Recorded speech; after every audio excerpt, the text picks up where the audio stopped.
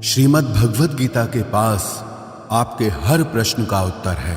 चाहे आपकी कोई भी परेशानी हो, कोई भी इच्छा हो, श्रीमद् भगवद गीता आपके हर प्रश्न का उत्तर देती है, आपकी हर समस्या का हल देती है। चाहे वो परेशानी आपके मन की हो या धन की हो या आपके शरीर की हो या आपके रिश्तों की हो, आपको अपनी हर समस्या का उत्तर श्रीमद् भगवद गीता में जरूर मिलेगा। आज हम उसी श्रीमद् भगवद गीता के ऐसे 11 अनमोल उपदेश आपको बताएंगे जो आपकी पूरी जिंदगी बदल देंगे। बस आप इन बातों को वीडियो के अंत तक ध्यान से सुनिए। जो भी व्यक्ति इस वीडियो को अंत तक सुनेगा, उसे अपनी जिंदगी, उसे अपनी हर परेशानी का हल अवश्य मिलेगा। उसे अपनी जिंदगी में जो कुछ भी चाहिए वो उसे जरूर मिलेगा। श्रीमद् भगवद गीता का सबसे पहला उपदेश यही है कि कोई अगर आपका अपना है या कोई आपसे बड़ा है तो उसका अपने प्रति गलत व्यवहार कभी भी सहन नहीं करना चाहिए। ये गीता का उपदेश हमारी जिंदगी से भी जुड़ा है। हम भी अपने मन की अधिकतर तकलीफों को ये सोचकर जिंदगी भर सहते रहते हैं कि ये तो मेरा अपना है, ये तो मेरा बड़ा है, इसको हम कैसे कुछ कह सकते हैं।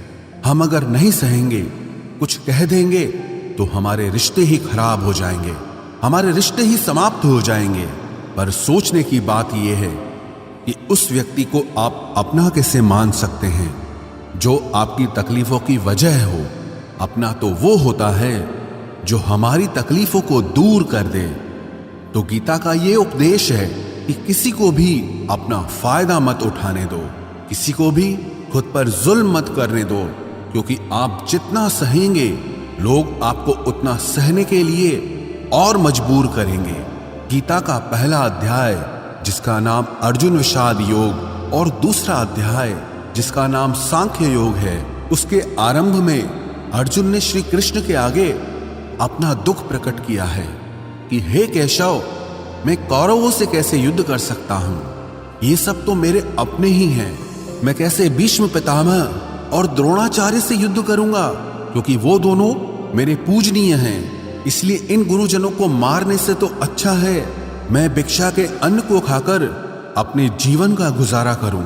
और जिन कौरवों से मैं युद्ध करने जा रहा हूं वो सब धृतराष्ट्र के पुत्र मेरे भाई ही हैं, मेरे अपने ही हैं। इन सबको मारने से अच्छा है कि मैं सन्यासी बन जाऊं। तो श्री कृष्ण ने अर्जुन से कहा कि यहां कौन अपना है और कौन पराया है। जो अधर्म करता है उसके साथ युद्ध करना तुझे मोक्ष और मुक्ति देगा। तू अपने इस मन के मोह को त्याग दे, नहीं तो सारा जग तेरी निंदा ही करेगा, तुझे डरपोक कहेगा। बात अपने पराये की नहीं है, बात धर्म और अधर्म की है, बात सही और गलत की है। अगर तू गलत को सहेगा, उसका अंत नहीं करेगा, तो गलत करने वाले को और बल मिलेगा, वो और भी गलत करेगा। इसीलिए मन के मोह को त्याग करके तू युद्ध कर। महाभारत की एक और कहानी भी है।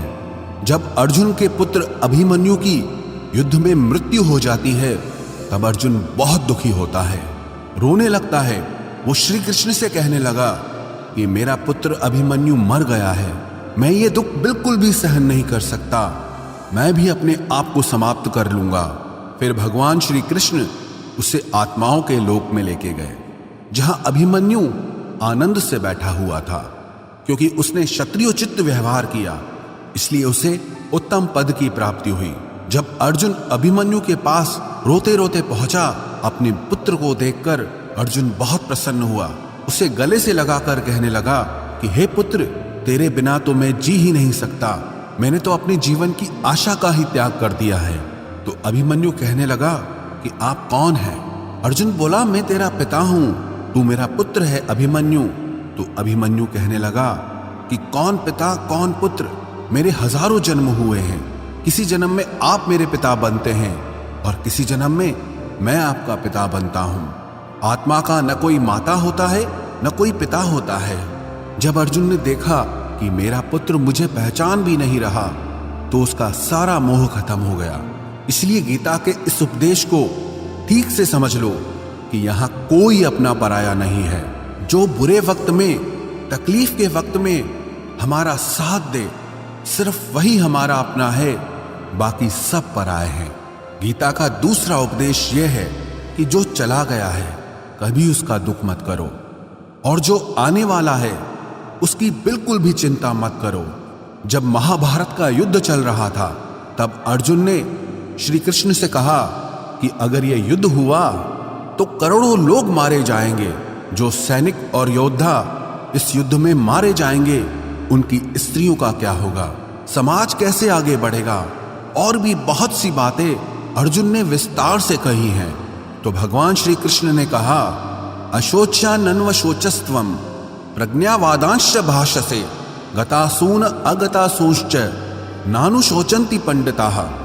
श्री कृष्ण बोले, हे अर्जुन, तू बड़ी बड़ी ज्ञानियों जैसी बातें करता है, लेकिन जो सच में ज्ञानी होता है, वो जो लोग मर चुके हैं, जा चुके हैं या एक दिन जाने वाले हैं, उनकी चिंता नहीं करता है, उनका दुख नहीं करता है। तेरे हाथ में कुछ भी नहीं है, तू चाहकर भी कुछ कंट्रोल नहीं कर सकता। जीवन और मरण ये तो प्रकृति की नियति है। इसीलिए जो ज्ञानी होता है वो किसी के मरने पर भी रोता नहीं है।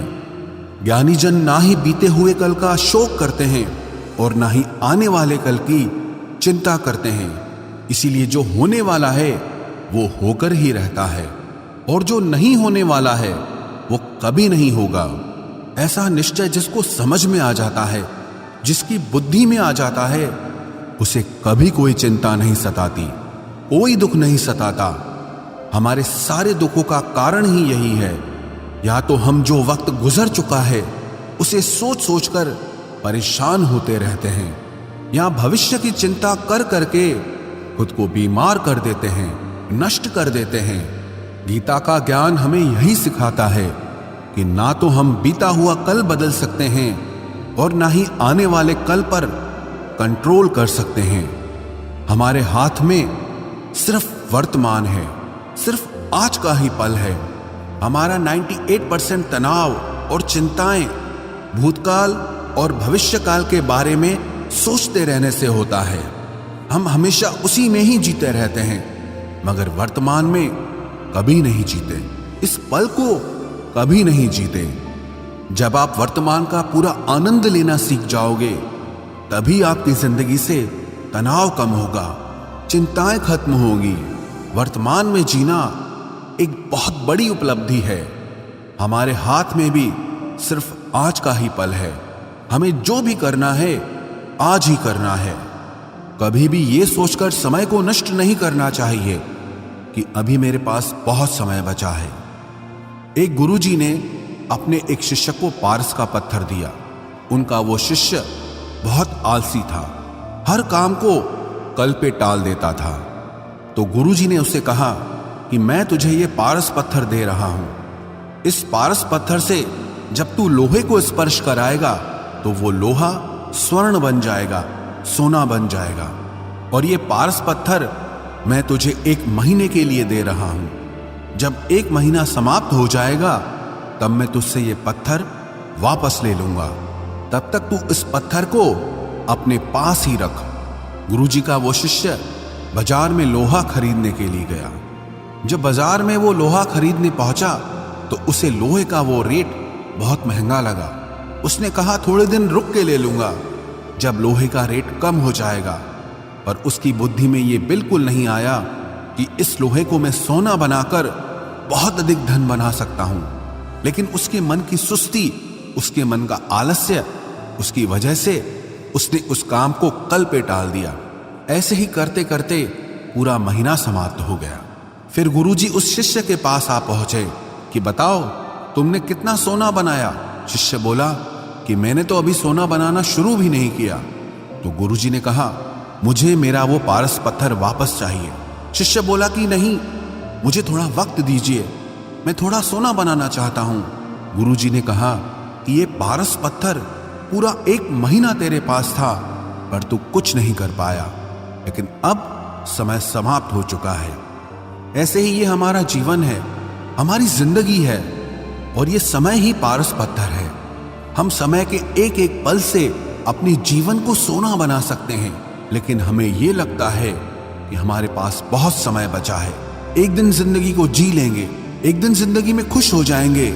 लेकिन वो दिन कभी नहीं आता और हम जिंदगी भर भागते रहते हैं, चिंता करते रहते हैं, दुखी होते रहते हैं, लेकिन जिंदगी को जीना, खुश रहना हम भूल जाते हैं। इसलिए गीता का ज्ञान हमें यह सिखाता है कि आप आज में जीना सीखो, इस पल में जीना सीखो। गीता का तीसरा उपदेश यह है कि मौत से डरना बिल्कुल व्यर्थ है। श्री कृष्ण ने गीता में कहा है कि यह संसार मृत्यु लोक है, जिसका भी जन्म हुआ है वो एक दिन जरूर मर जाएगा, जिसका आरंभ हुआ है उसका अंत अवश्य होगा। हम इसे रोक नहीं सकते। जैसे हम रोज कपड़े बदलते हैं, वैसे ही हमारी आत्मा नया शरीर धारण करती है। मृत्यु सिर्फ इस जीवन का एक नया आरंभ है, इस जीवन का अंत नहीं है। आत्मा कभी नहीं मर सकती और ना ही उसे कोई मार सकता है, लेकिन मौत का डर मनुष्य को सबसे ज्यादा लगा रहता है। मौत का दुख भी इंसान को सबसे ज्यादा होता है। एक पेड़ में दो पक्षियों का जोड़ा रहता था। उन दोनों को एक दूसरे से बहुत प्रेम था। उन्होंने साथ जीने मरने की कस्में खाई थी। एक दिन वहां एक शिकारी आया और उसने एक तीर चलाकर वहां पेड़ पर बैठे मादा पक्षी को मार दिया। तो वो अकेला नर पक्षी रोने लगा कि मैं तुम्हारे बिना कैसे जी पाऊंगा, तुम्हारी जगह मेरी मृत्यु आ जाती, मेरा जीवन तुमको मिल जाता। वो रो रो के बहुत विलाप करने लगा। इतने में ही उस शिकारी ने दूसरा तीर चलाया और उस नर पक्षी को भी मार दिया। वास्तविकता में ये कहानी हमारी ही है। हम भी रोते रहते हैं जब कोई मरता है तो, लेकिन हमें ये नहीं पता कि एक न एक दिन हमारा भी जीवन समाप्त हो जाएगा। हम भी उसी मृत्यु के पेड़ पे ही बैठे हैं, लेकिन शरीर का मिटना हमारा अंत नहीं है। श्री कृष्ण ने अर्जुन से कहा कि हे अर्जुन, तेरे और मेरे अनंत जन्म हुए हैं, तुझे कुछ भी याद नहीं है, लेकिन मुझे सब याद है। जो व्यक्ति इस सत्य को समझ ले कि मैं यहां इस संसार में कुछ समय के लिए आया हूं, उसकी जिंदगी के सारे झगड़े, सारे दुख, सारी चिंताएं ही समाप्त हो जाएंगी। जब इस संसार से जाना ही है तो दुख किस बात का। पहले के जमाने में साधु महात्मा लोग पैदल यात्रा करते थे। यात्रा करते करते वो एक नगर में पहुंचे। वो महात्मा बहुत थक चुके थे। उस नगर में उन्होंने एक महल देखा और उन्होंने उस महल में जाकर विश्राम करने का सोचा और वो महल में जाकर सो गए। जब उस महल में वहां का राजा पहुंचा तो अपने पलंग पर उस महात्मा को सोता देखकर बहुत हैरान हो गया। राजा उस महात्मा से पूछने लगा कि तुम मेरे महल में कैसे घुस आए और मेरे बिस्तर पर सो रहे हो। महात्मा कहने लगा, ये तुम्हारा महल है, मुझे तो लगा ये धर्मशाला है। तो राजा ने कहा, आपको मेरा महल धर्मशाला कैसे लगा? तो महात्मा ने राजा से प्रश्न किया कि तुमसे पहले इस महल में कौन रहता था? तो वो राजा बोला कि मुझसे पहले मेरे पिता यहाँ पर रहते थे और उससे पहले मेरे दादाजी यहाँ पर रहते थे। तो महात्मा ने फिर प्रश्न किया कि क्या तुम इस महल में हमेशा रहोगे या तुम्हारे बाद कोई और रहेगा? तो राजा कहने लगा कि मेरे बाद मेरा पुत्र इस महल में रहेगा। तो महात्मा राजा से कहने लगे कि जिस जगह पर रहने वाले बार बार बदल जाते हो उसे घर कैसे कह सकते हो? वो तो धर्मशाला ही है। इसीलिए तेरे महल को धर्मशाला समझकर मैं इसमें रात बिताने के लिए आ गया। धर्मशाला जान जग को, जीव सब मेहमान है, मोह किससे मत करो, सब स्वप्न का सामान है। यदि हम भी इस बात को समझ लें कि हम यहाँ कुछ समय के लिए आए हैं, आनंद करने के लिए आए हैं, खुश रहने के लिए आए हैं, तो हमारे सारे दुख ही समाप्त हो जाएं। जब हम अपना मोह यहाँ जमा लेते हैं, अपना दावा यहाँ जमा लेते हैं कि ये मेरा है, इसे मैं छोड़ नहीं सकता, इसके बिना मैं जी नहीं सकता, तो हमारा जीवन दुखों से भर जाता है। इसलिए जीवन में मृत्यु का भय त्याग करके जीवन का प्रतिपल आनंद लेना चाहिए। गीता का चौथा उपदेश, मन और विचारों को कंट्रोल किए बिना जीवन में कभी शांति और सुकून मिलने वाला ही नहीं है।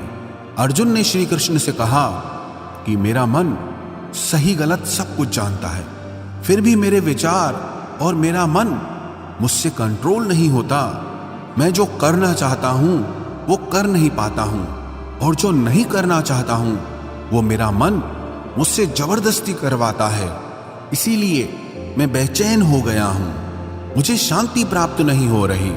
तो श्री कृष्ण ने अर्जुन से कहा, उसके लिए तुझे अपने मन और विचारों से डिटैच होकर अपने मन और विचारों को सही दिशा में ले जाने की प्रैक्टिस करनी होगी, अभ्यास करना होगा।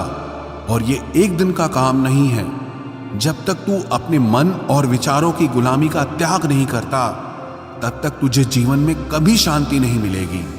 एक राजा था, वो बहुत बेचैन और परेशान रहता था। एक दिन वो अपने गुरुजी के पास गया और उनसे कहने लगा कि मेरा मन बहुत बेचैन है, मैं बहुत परेशान हूं, मैंने पूरे संसार को जीत लिया है, सब कुछ है मेरे पास, पर मैं खुश नहीं हूं, मेरे मन में सुकून नहीं है, शांति नहीं है। तो गुरुजी ने राजा से कहा कि तुम्हारे नगर में अगर कोई ऐसा व्यक्ति है जिसने सुकून को प्राप्त कर लिया है, शांति को प्राप्त कर लिया है, तुम उसका एक बार कुर्ता पहन लो तो तुम्हारे जीवन में भी शांति आ जाएगी। राजा बहुत प्रसन्न हो गया कि ये तो बहुत आसान काम है। वो अपने राजमहल में आया और राजसभा में वो सबसे कहने लगा कि आप लोगों में से जो भी शांत हो चुका हो, जिसे सुकून मिल गया हो, वो अपना कुर्ता मुझे दे दे। वो बदले में जितना भी धन मांगेगा मैं उसे दे दूंगा। सब लोग एक दूसरे का मुंह देखने लगे। पैसों का लालच आया, लेकिन सबको एक दूसरे की सच्चाई पता थी, क्योंकि किसी की जिंदगी में भी शांति और सुकून नहीं था। सब अपना सर झुकाकर वहां पर खड़े हो गए। फिर उस राजा ने पूरे नगर में ढिंढोरा बटा दिया कि जिसे भी शांति प्राप्त हो चुकी हो, सुकून प्राप्त हो चुका हो, वो मेरे पास आकर अपना कुर्ता दे दे। वो जितना कहेगा उससे उतना ही धन दिया जाएगा।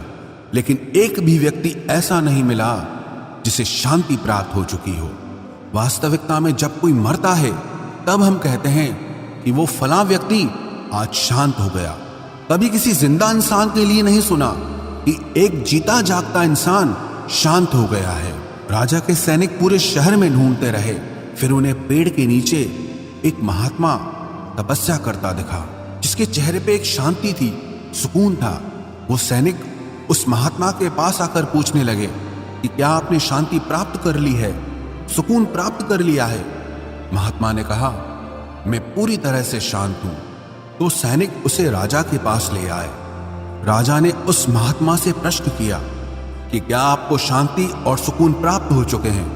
वो महात्मा कहने लगे, महाराज, मैं पूरी तरह से शांत हूं, मुझे कोई चिंता नहीं, मुझे किसी चीज की लालच नहीं, मुझे कोई इच्छा नहीं है। तो राजा भी बहुत प्रसन्न हो गए कि आखिर वो व्यक्ति मिल ही गया जिसे शांति की प्राप्ति हो चुकी है, जिसे सुकून प्राप्त हो चुका है।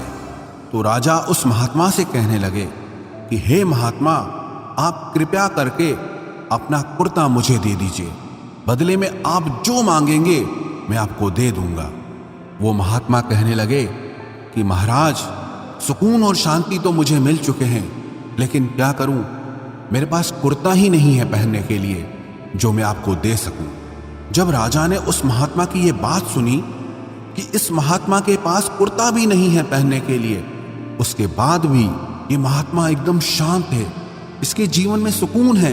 मैं सारी जिंदगी धन को जोड़ने में लगा रहा, दुनिया जीतने में लगा रहा, लेकिन मुझे शांति नहीं मिली, सुकून नहीं मिला, क्योंकि शांति और सुकून बाहर की चीज नहीं है, अपने भीतर की चीज है। इसीलिए जब तक कोई व्यक्ति अपने मन और विचारों को कंट्रोल नहीं करता, तब तक उसके जीवन में सुकून और शांति नहीं आती। और गीता का उपदेश हमें यही सिखाता है कि जीवन में शांति चाहिए तो मन को शांत करना सीखो। गीता का 5वां उपदेश यह है कि वासना, क्रोध और लालच सर्वनाश का कारण है, नरक का द्वार है। जिस भी मनुष्य में ये 3 अवगुण होते हैं, वो हमेशा दूसरों को दुख पहुंचाकर अपने ही सुख और स्वार्थ की पूर्ति करता रहता है। किसी भी चीज की हद से ज्यादा वासना करना, और क्रोधी स्वभाव होना और मन में लालच होना उसके जीवन के सुख को समाप्त कर देते हैं, उसके सारे रिश्तों में जहर भर देते हैं। इन्हें नर्क का द्वार इसीलिए कहा गया है क्योंकि जिस इंसान में अत्यधिक क्रोध है, लालच है, वासना है, उसका पूरा जीवन जहर से भर जाता है। उसको मरने के बाद नहीं, जीते जी यहीं पर नर्क का दर्शन होता है। गीता का छठा उपदेश यह है कि सब भगवान एक ही हैं, कोई छोटा बड़ा नहीं है। सब एक परब्रह्म परमात्मा के अलग अलग रूप और नाम हैं। श्री कृष्ण ने गीता के 10वें अध्याय विभूति योग में बताया है कि जितने भी जगत के देवी देवता हैं वो सब मेरी ही विभूति है। मैं ही शिव हूं, मैं ही इंद्र हूं, मैं ही यक्षराज कुबेर भी हूं, मैं ही अग्निदेव हूं, देवताओं के गुरु बृहस्पति भी मैं हूं, समुद्र भी मैं ही हूं, अक्षरों में ओम भी मैं ही हूं, काल का महाकाल भी मैं ही हूं, सारे जगत का नाश, उत्पत्ति और पालन करने वाला भी मैं ही हूं।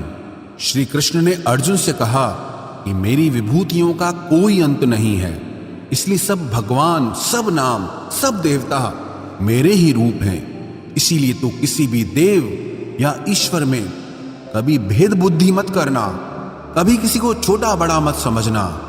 और गीता का उपदेश हमें यह सिखाता है कभी भी किसी दूसरे के इष्ट को छोटा नहीं समझना चाहिए या इस बात पर झगड़े फसाद नहीं करने चाहिए कि कौन बड़ा है और कौन छोटा है। गीता का 7वां उपदेश यह है, सुख की इच्छा ही आखिर में हमारे दुखों का कारण बनती है।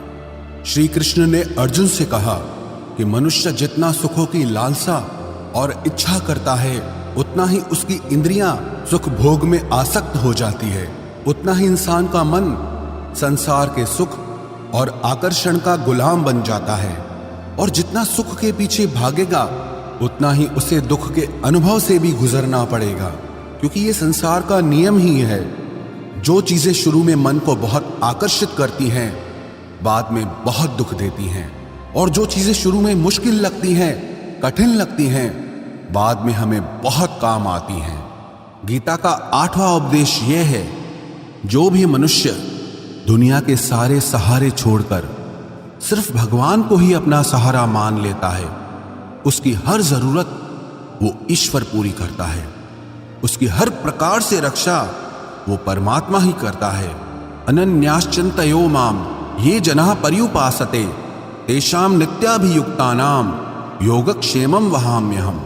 जो भी व्यक्ति मुझे ही अपना सहारा मानता है उसका योगक्षेम मैं वहन करता हूं। योगक्षेमं वहाम्यहम् अर्थात जो चीज नहीं मिली है उसकी प्राप्ति कराना उसका नाम योग है, और जो चीज जीवन में मिली हुई है उसकी रक्षा करना उसका नाम क्षेम है। तो श्री कृष्ण कहते हैं जो मुझ पे डिपेंड हो जाते हैं उनको जो चाहिए वो मैं जरूर देता हूं और उनकी हर प्रकार से मैं रक्षा भी करता हूं। गीता का 9वां उपदेश यह है कि इस संसार में हमारा कुछ भी नहीं है। गीता सार में आपने कई बार सुना होगा कि तुम्हारा क्या गया जो तुम रोते हो, तुम क्या लाए थे जो तुमने खो दिया, तुमने क्या पैदा किया जो नष्ट हो गया, तुमने जो लिया यहीं से लिया, जो कुछ भी दिया यहीं पर दिया। जो आज तुम्हारा है कल किसी और का होगा, क्योंकि परिवर्तन इस संसार का नियम है। कल तक जिसके बिना आप जी नहीं सकते थे आज उनसे कोई रिश्ता ही नहीं है, बातचीत तक नहीं है। कहां गए वो जीवन भर के सारे रिश्ते, वो सारे मित्र जो साथ जीने मरने की बातें करते थे, आज पता भी नहीं कि वो लोग कहां चले गए।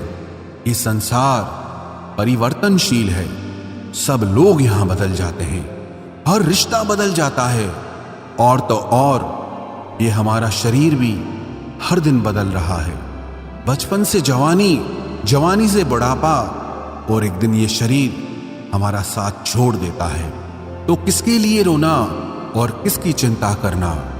हम सारी जिंदगी चीजों को, रिश्तों को, जिंदगी को बनाने में, सजाने में, संवारने में लगे रहते हैं, लेकिन एक दिन सब कुछ बिखर जाता है। सारी जिंदगी जिस संपत्ति, जिन रिश्तों के लिए हम लड़ते रहते हैं एक दिन सब कुछ छोड़ करके हमें इस दुनिया से जाना पड़ता है। गीता का 10वां उपदेश हमें यह सिखाता है कि किसी से भी हद से ज्यादा मोह कभी मत करना। श्री कृष्ण ने गीता का पूरा ज्ञान ही अर्जुन के मोह को नष्ट करने के लिए कहा है। ये मोह ही है जो इंसान को सबसे ज्यादा रुलाता है। मोह इतना बलवान है कि शेर जैसे इंसान को भी गीदड़ बना देता है। जो अर्जुन युद्ध में देवताओं से भी जीत गया, पर अपने रिश्तेदारों को युद्ध में देखकर उसका हाथ कांपने लगा। वो बोला, हे केशव, मेरे हाथ में धनुष पकड़ने की ताकत भी नहीं बची है, मेरे हाथ कांप रहे हैं, मैं युद्ध नहीं कर पाऊंगा। ये मोह इतना पेनफुल होता है जिसकी पीड़ा ना सह पाने के कारण कई लोग अपनी जिंदगी खत्म कर देते हैं, आत्महत्या तक कर लेते हैं कि उस व्यक्ति के बिना हम जी नहीं पाएंगे। जीवन में किसी से भी हद से ज्यादा मोह करोगे तो जीवन भर पीड़ा का ही सामना करना पड़ेगा। जो व्यक्ति अपने मोह से बाहर नहीं आता, उसका सब कुछ उससे छिन जाता है, उसकी सारी खुशी खत्म हो जाती है। इसीलिए गीता का ज्ञान बार बार यही सिखाता है कि अपने मन के मोह को त्याग करके आप बलवान बनो, बुद्धिमान बनो, सत्य के दर्शन करो कि वास्तविकता क्या है। क्योंकि हमारा मोह हमें हमेशा झूठ ही दिखाता है, झूठ पे ही विश्वास दिलाता है और दिल में झूठी उम्मीदें जगाता है। और ये ही हमारे दुखों का सबसे बड़ा कारण है। हम ही मोह कर लेते हैं, हम ही लोगों से उम्मीदें लगा बैठते हैं, पर वास्तविकता बिल्कुल अलग होती है। लोग वैसे नहीं होते जैसे हम मान लेते हैं, जैसा हम समझ लेते हैं। क्योंकि मोह के कारण हमें सच्चाई नहीं दिख पाती, लोगों का असली चेहरा नहीं दिख पाता। इसीलिए गीता का उपदेश हमें यह सिखाता है कि जीवन में अगर आनंद और प्रसन्नता से रहना है तो किसी में भी हद से ज्यादा मोह कभी मत करना। गीता का 11वां उपदेश ये है कि इस दुनिया में अगर आए हो तो दुख तो मिलेगा ही मिलेगा। दुख से कभी घबराना मत, दुख से कभी डरना मत। श्री कृष्ण ने गीता में कहा है कि ये संसार दुखालयम अशाश्वतम है, अर्थात ये संसार दुखों का घर है। जैसे औषधालय में औषधि मिलती है, पुस्तकालय में पुस्तकें मिलती है, चिकित्सालय में चिकित्सा होती है, वैसे इस संसार को भी श्री कृष्ण ने एक नाम दिया है, दुखालय, जहां पर दुख मिलता हो। दुख तो यहां हर किसी के जीवन में आता ही है, लेकिन अगर दुख आया है तो सुख भी आएगा।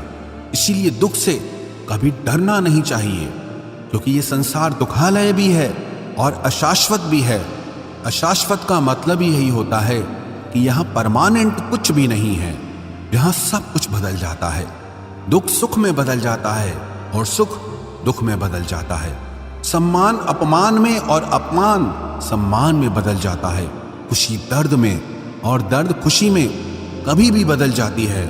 जीत हार में और हार जीत में, जहाँ कभी भी कुछ भी बदल सकता है। कुछ भी परमानेंट नहीं है, ना ही हम परमानेंट हैं, ना ही हमसे जुड़ी कोई चीज यहाँ पर परमानेंट है, क्योंकि ये संसार अशाश्वत है, शाश्वत नहीं है। यहाँ सब कुछ बदलने वाला है, यहाँ कुछ भी परमानेंट नहीं रहेगा। तो आपका दुख भी परमानेंट नहीं रहेगा, इसीलिए दुख से कभी भी डरना नहीं चाहिए। गीता का ये उपदेश हजारों साल पुराना है, लेकिन आज भी नए से नया है। पूरे विश्व में गीता को सबसे ज्यादा पढ़ा गया है और सबसे कम समझा गया है। श्रीमद् भगवद गीता के ये उपदेश अगर कोई व्यक्ति ठीक से समझ ले और उसे अपनी जिंदगी में उतार ले, तो ये पक्की बात है, वो अपनी जिंदगी में जो चाहे वो हासिल कर सकता है। अपनी जीवन की हर समस्या से वो एक पल में बाहर आ सकता है। श्रीमद् भगवद गीता के इस दिव्य उपदेश को हमें बार बार सुनना चाहिए, हर रोज सुनना चाहिए। जब भी जीवन में कोई चिंता या परेशानी आए तो एक बार इस उपदेश को जरूर सुन लेना और मन में ये विश्वास रखना कि गीता का ये उपदेश आपकी जिंदगी की हर परेशानी में आपको राह अवश्य दिखाएगा।